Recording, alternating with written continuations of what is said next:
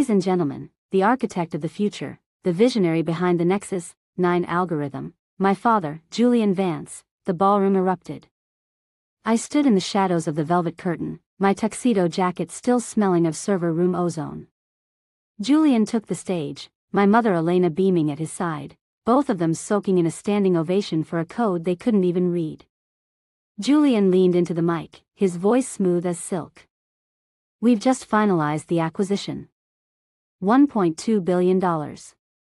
A legacy for the Vance name that he stepped off stage, the smell of expensive bourbon hitting me before he did. His hand gripped my shoulder, but there was no warmth, only the cold calculation of a closing deal. Don't look so sour, Leo, he whispered, his smile fixed for the cameras. The buyers want a fresh face. You're too technical.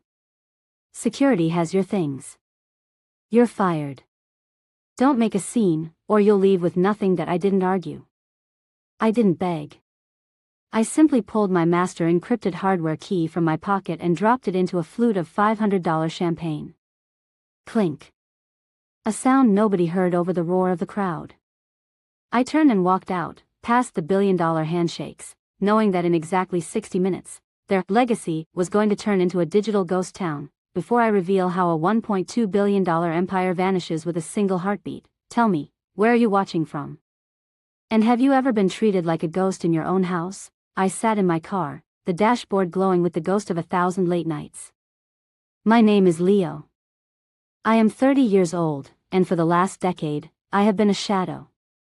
Inside that ballroom, they were toasting to the Nexus 9, the AI logistics framework that now controls 40% of the nation's shipping lanes. They called it a family triumph.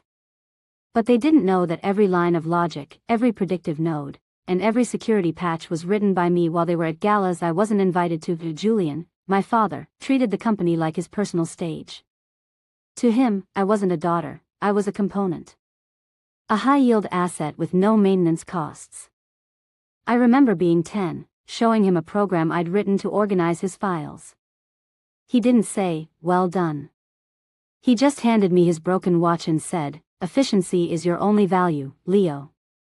Be the gears, not the face." That I spent my 20s in a windowless basement, fixing my brother's innovations that were actually just expensive bugs.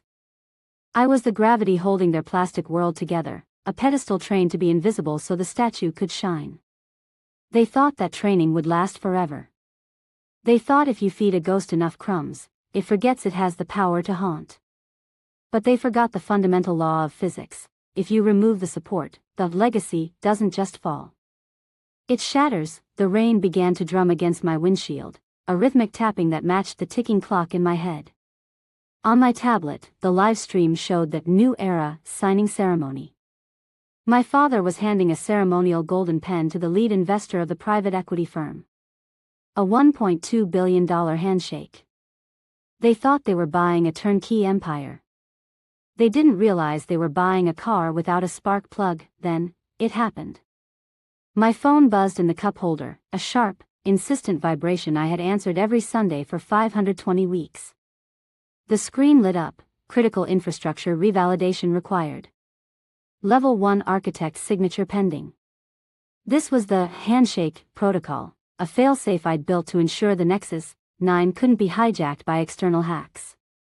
It required a live biometric sync from the creator's device every 7 days. Julian and Elena had been so eager to fire me, they never checked the administrative dependencies.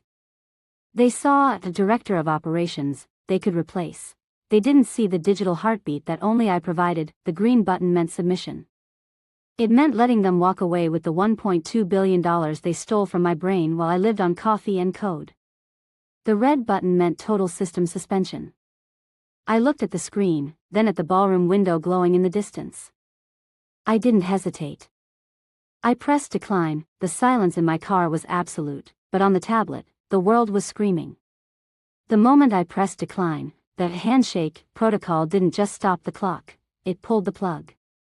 On the live stream, the massive digital display behind Julian flickered from a sleek map of global shipping routes to a jarring, strobe light crimson. Critical failure, licensed architect disconnected. The music died. The investors, men in $5,000 suits who had been clinking glasses seconds ago, froze as their tablets began to chirp with high-priority alerts. The Nexus 9 wasn't just glitching, it was de-indexing. Without the validation, the core kernel began encrypting itself for protection, turning a $1.2 billion logistical powerhouse into a pile of useless, scrambled data. Julian's face went from triumphant to ghostly pale. He lunged for the podium, tapping the screen with a frantic, clumsy desperation. He looked like a man trying to stop a dam from bursting with a toothpick. Then my phone erupted. The ringtone for "Father" was a sharp, grating siren. I answered. "I didn't say a word, Leo."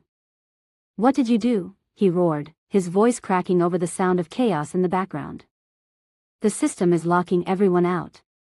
The buyers are demanding an explanation. Fix it now." I leaned back, watching a waiter on the screen accidentally knock over a tray of crystal. "I'm sorry, Julian," I said, my voice as cold as the rain on my roof. "But as you said, I'm just an employee.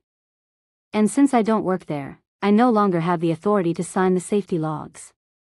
"It's not a bug. It's the policy you signed off on." Julian didn't hang up, he arrived. 20 minutes later, my car door was ripped open. My father stood there, drenched in rain, his $1.2 billion ego dripping onto the pavement. Behind him, 2 corporate lawyers hovered like vultures. "You're going to prison, Leo," he spat, shoving a tablet into my face. "This is sabotage. Extortion. We're filing for a federal injunction. Give us the override, or you'll never see the sun again." I didn't flinch. I reached into my glove box and pulled out a notarized blue folder, the one I'd kept hidden for 5 years. "Read page 4, Julian," I said calmly. As his lawyer scanned the document, his face turned the color of ash. I hadn't planted a virus. I had done something much worse. I had practiced perfect business hygiene. Before Nexus 9 was even a company name, I had filed for an individual, prior invention, patent. I didn't just write the code, I owned the foundational kernel. The company didn't own the technology, they had a revocable, non-transferable license to use it. "The moment you fired me," I whispered, "that license expired." "You didn't just sell a company, Dad.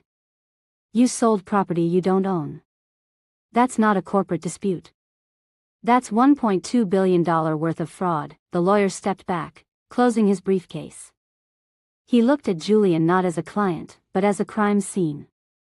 The hunter had just become the prey. The aftermath wasn't an explosion, it was a vanishing act. By dawn, the private equity firm had pulled the deal, citing a total failure of due diligence.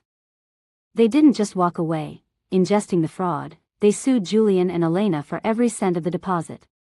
My parents, who had spent decades treating me like a disposable battery, found themselves in a blackout. The $1.2 billion empire didn't just shrink, it was liquidated by the feds to cover the mounting legal damages of selling unlicensed IP that I watched from a small, sunlit office across town, my own firm, Leo Arch.